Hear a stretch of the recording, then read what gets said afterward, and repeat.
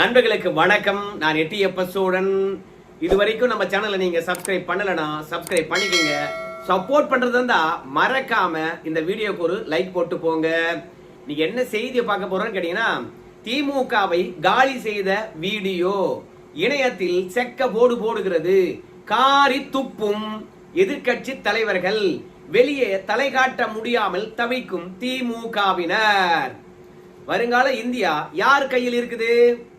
இளைஞர்களுடைய கையில் இருக்குது, மாணவர்களுடைய கையில் இருக்குது.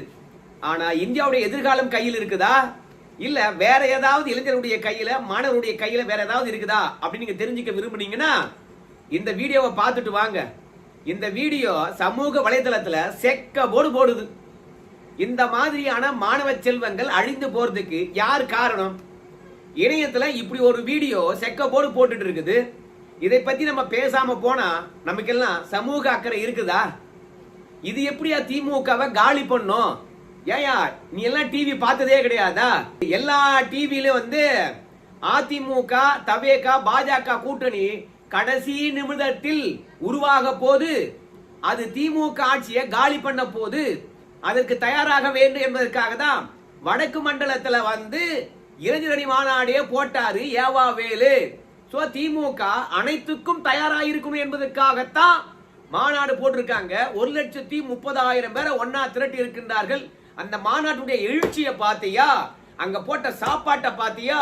அங்க உரையாற்றின காட்சிகளை பாத்தியா? ஆர்ப்பரித்ததை பாத்தியா? அப்படின்னு சொல்லிட்டு நீங்க எல்லாம் பேசலாம். இந்த மாதிரி தவேகா, அதிமுக, பாஜக கூட்டணி தான் திமுக சோழியை முடிக்க போது.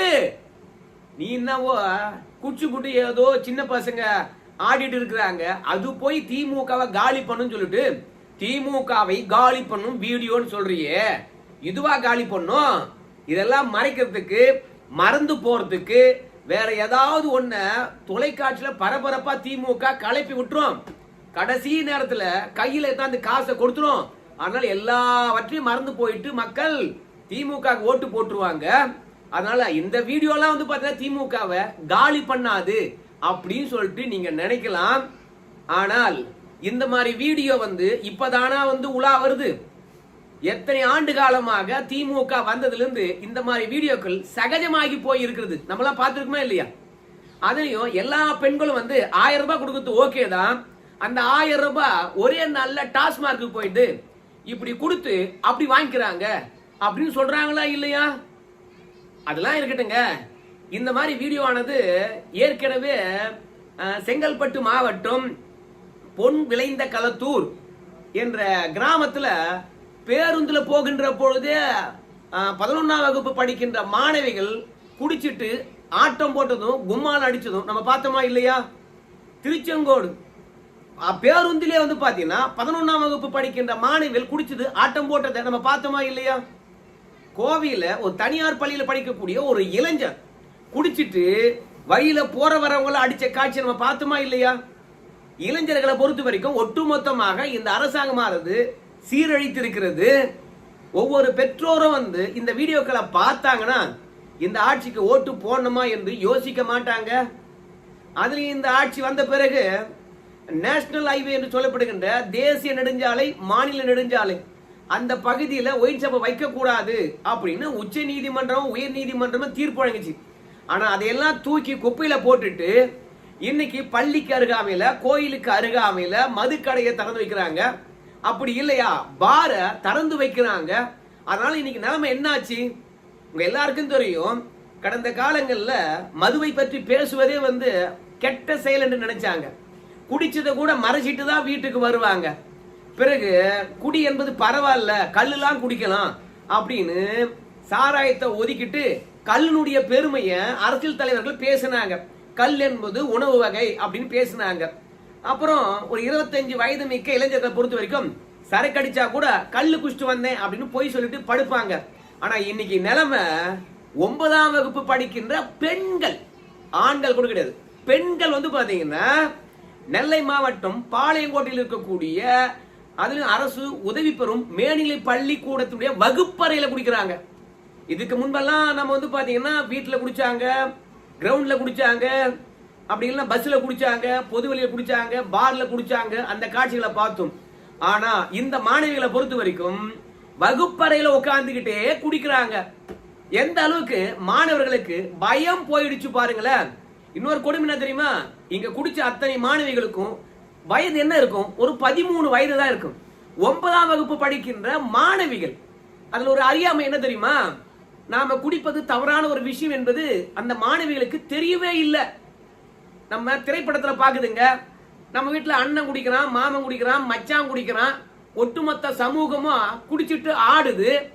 அந்த தருணத்துல ஏன்டா குடிச்சிட்டு வந்த, வீட்டுக்கு வருமானம் இல்லையாடா அப்படின்னு பெற்றோரும் கேட்பது கிடையாது, வளர்த்தவங்களும் கேட்பது கிடையாது. வயசுக்கு வந்த ஆண் பிள்ளையும் நாம ஏன்டா குடிக்கிறோம் அப்படின்னு தப்ப உணர்வது கிடையாது. எல்லா மட்டத்தில் இருக்கிறவங்க குடிப்பதனால குடி என்பது ஒரு பெருமை என்று நினைக்கிறாங்க, மாஸ் காட்டுறதுன்னு நினைக்கிறாங்க. அதனால இந்த பிள்ளைகளை பொறுத்த வரைக்கும் நம்ம அன்புமணி ராமதாஸ் சொல்ற மாதிரி, ஆர்பி உதயகுமார் சொல்ற மாதிரி, பள்ளிக்கு வரணும்னாவே 2-3 ஒயின் ஷாப்பை தாண்டி தான் வரணும். அப்ப ஒயின் ஷாப்ல கூட்டம் கூடி கிடக்கிறது. அப்ப இந்த ஒன்று மரியாதை இந்த பெண் பிள்ளைகளை பொறுத்த வரைக்கும் என்ன நினைப்பாங்க, ஏண்டா அந்த சாராயத்துல அப்படி என்ன இருக்குது, ஏண்டா அவ்வளவு கூட்டம் அலை மோதுது, அரிசி இல்லைங்கிறான், பருப்பு இல்லைங்கிறான், நைட்டுக்கு சாப்பாடு இல்லைங்கிறான், நல்ல துணிமணி இல்லைங்கிறான், வயலுக்கு போய் மருந்து போட மருந்து இல்லைங்கிறான், மருந்து வாங்க காசு இல்லைங்கிறான், விதை இல்லைங்கிறான், எதுவுமே இல்லைங்கிறான்.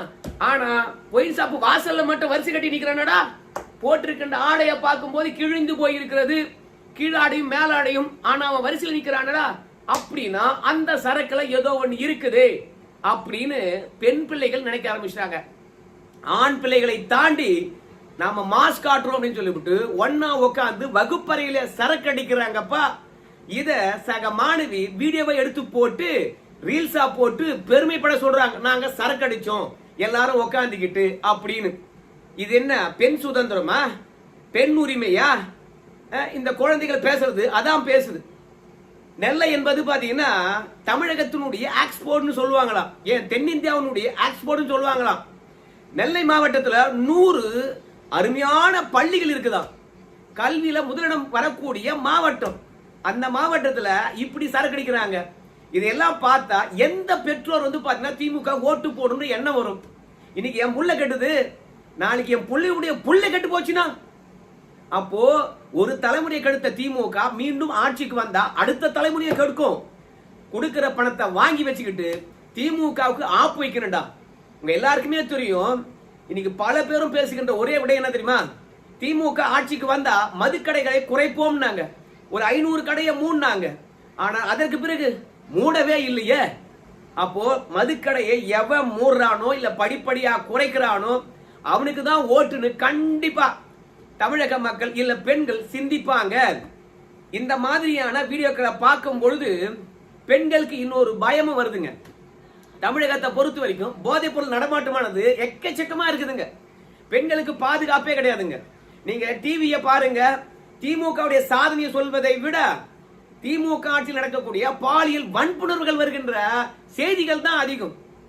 திமுக அரசாங்கமே ஒத்துக்குது. என்ன, தமிழகத்துல வந்து பாத்தீங்கன்னா ஒரு நாளைக்கு 2 பாலியல் வன்புணர்வு பெண்களுக்கு எதிராக நடக்கின்றது உண்மைதான் அப்படின்னு ஒத்துக்குது. எப்படி, நம்ம நேஷனல் இருந்து பெண்களுக்கு எதிரான வன்கொடுமைகள் எந்த மாநிலத்தில் அதிகமா இருக்குன்னா தமிழ்நாடு தான் அப்படின்னு சொல்லிட்டு டேட்டாவே வெளியிடுறாங்க.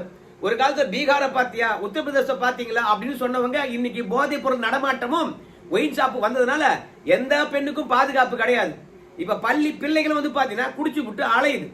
இப்ப திடீர்னு அரசாங்கம் என்ன பண்ணி கேட்டீங்கன்னா, இந்த வீடியோ வைரல் ஆன பிறகு பெற்றோர்கள் கொதிக்க ஆரம்பிச்ச பிறகு கல்வி எங்கடா போச்சு? ஏன்னா பள்ளிக்கூடத்துல கல்வியை சொல்லி தரது இல்ல, வகுப்பறைகளும் இல்ல, ஆசிரியர் பற்றாக்குறை, ஆசிரியருடைய கோரிக்கை இந்த அரசாங்கமானது நிறைவேற்றவே இல்ல. ஆட்சிக்கு வருகின்ற போது நாங்க ஆசிரியர் பெருமைகளுக்கு அள்ளி தருவோம், பழைய ஓய்வூதியம் தருவோம் அப்படின்னு சொன்னவங்க ஒரு வருஷத்துக்கு முன்பாகவே வந்து தன்னுடைய கோரிக்கை நிறைவேற்ற வேண்டும் என்று தொடர்ச்சியாக ஆசிரியர்கள் போராட்டத்தை நடத்துறாங்க. பள்ளிக்கூடத்தில் எங்க இருக்கிறாங்க? அதனால வாத்தியார்கள் பள்ளிக்கூடம் வராம போராட்ட களத்தில் இருப்பதனால இந்த பெண் பிள்ளைகள் குடிக்க ஆரம்பிச்சுட்டாங்க வகுப்பறையிலேயே. சோ இந்த அரசாங்கமானது என்ன செய்யணுமோ அது செய்யாம குடியை ஊக்குவித்துக் கொண்டு இருக்கிறது அப்படின்றது எல்லாருடைய எண்ணமா இருக்குதுங்க. இப்போ இந்த ஒரு 7-8 பெண் பிள்ளைகள் ஒன்னா வந்து குடிச்சாங்க இல்லையா, அந்த பெண் பிள்ளைகளை வந்து பாத்தீங்கன்னா சஸ்பெண்ட் பண்ணிருக்கிறாங்களாம், அவங்க பெற்றோரை கூப்பிட்டு வார்ன் பண்ணிருக்கிறாங்களாம். அது மட்டும் கிடையாது, இந்த பெண்களை பொறுத்த வரைக்கும் வகுப்பறையில உட்கார இருந்துக்குன்னு ஏன் குடிச்சாங்க அப்படின்றதுக்கான ஒரு நிகழ்வு வந்திருக்குது. இங்க உட்காந்து மது அருந்தின அந்த சிறுமிகள் அத்தனை பேரும் வந்து ஹாஸ்டல்ல படிக்கிறவங்களாம் தங்கி ஹாஸ்டல்ல தங்கி படிப்பதனால ஹாஸ்டல்ல குச்சிய பழக்கமானதுனால இப்போ பள்ளிக்கூடத்திலேயே குடிக்கிறதுக்கு ஆரம்பிச்சிட்டாங்களாம்.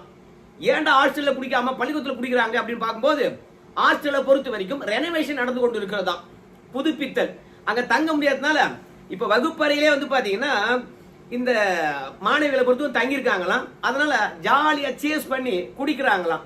அன்புமணி ராமதாஸா இருக்கலாம், ஆர்பி உதயகுமாரா இருக்கலாம். என்ன சொல்றாங்க கேட்டீங்கன்னா, இந்த மாணவிகளை சஸ்பெண்ட் பண்ணீங்க. இப்படி சஸ்பெண்ட் பண்ண விஷயம் வந்து பாத்தீங்கன்னா அந்த ஊர் முழுவதும் தெரிஞ்சிருக்கும். அந்த மாணவிகளுக்கு அசிங்கமா இருக்காதா? என்ன பண்ணி இருக்கலாம்?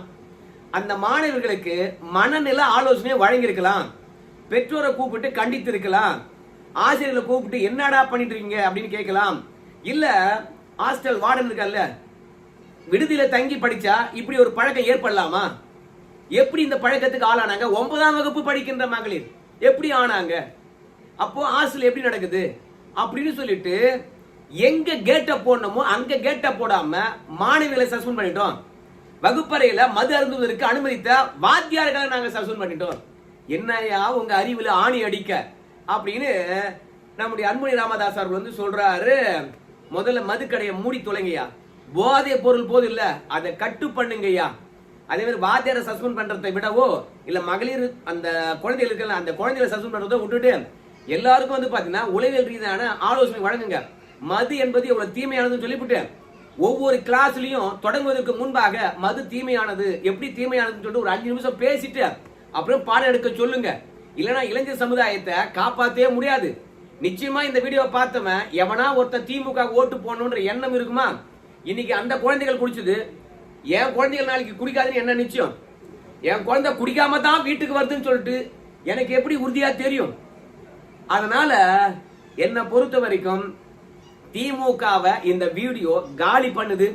அதனால்தான் பொங்கி எழுந்திருக்கின்றார்கள் தமிழக மக்கள். மதுக்கடையை எவன் மூடுறேன்னு சொல்றானோ அவனுக்கு தான் ஓட்டு.